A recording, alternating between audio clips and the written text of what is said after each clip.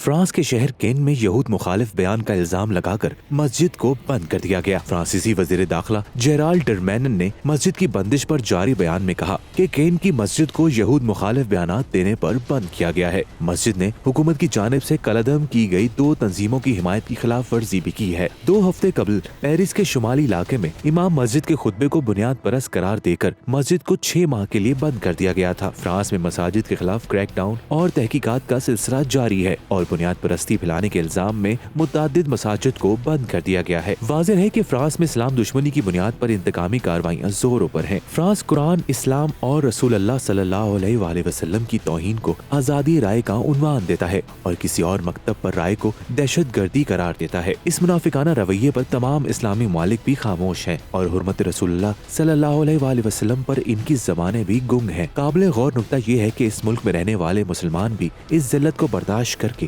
زندگی گزارنے کو ترجیح دیتے ہیں۔